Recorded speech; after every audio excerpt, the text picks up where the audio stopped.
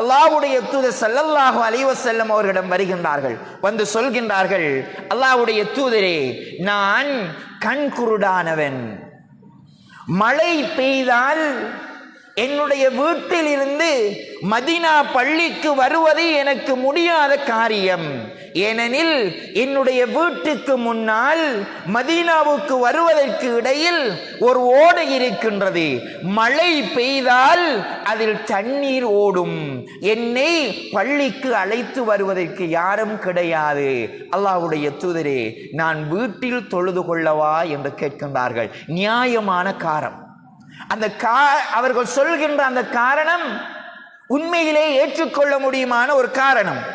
கண்குருடான சஹாபி, மழை பெய்தால் தண்ணீர் ஓடி வரும், யாரும் அவர்களை கூட்டி வருவதற்கு கிடையாது.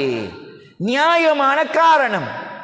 3 காரணங்களையும் சொல்லி அல்லாஹ்வுடைய தூதர் ஸல்லல்லாஹு அலைஹி வஸல்லம் அவர்களிடம் அனுமதி கேட்கின்றார்கள். நான் வீட்டில் தொழுது கொள்ளவா என கேட்கின்றார்கள். அல்லாஹ்வுடைய தூதர் ஸல்லல்லாஹு அலைஹி வஸல்லம் அவர்கள் வீட்டுக்கு செல்லுங்கள், வருகின்றேன் என்கின்றார்கள். சில சஹாபாக்களை அழைத்து கொண்டு அந்த சஹாபியுடைய வீட்டுக்கு சென்று ஒரு இடத்தில் அல்லாஹ்வுடைய தூதர் ஸல்லல்லாஹு அலைஹி வஸல்லம் அவர்கள் தொழுகின்றார்கள். தொழுது முடிந்ததும் சொல்கின்றார்கள், இந்த இடத்தில் உங்களுடைய முசல்லாவை ஆக்கிக் கொள்ளுங்கள், நீங்கள் தொழுகின்ற இடத்தை இந்த இடத்தில் ஆக்கிக் கொள்ளுங்கள் என்று கேட்டு சொல்லிவிட்டு கேட்கின்றார்கள், அத்தஸ்மா உன்னிதா, அதான் சொல்கின்ற சத்தத்தை நீங்கள் செவிமடுக்கின்றீர்களா என கேட்கின்றார்கள்.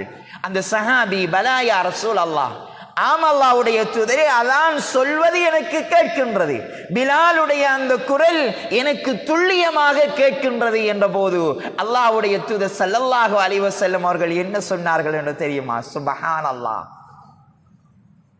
உங்களுக்கு கண் மாத்திரம்தான் தெரிவது கிடையாது, உங்களுடைய காலும் மிக வலுவாக இருக்கின்றது. ஆகவே அஜிபத்தா, இந்த அழைப்புக்கு நீங்கள் பதில் சொல்லுங்கள், பள்ளிக்கு வாருங்கள் என்று சொன்னார்கள்.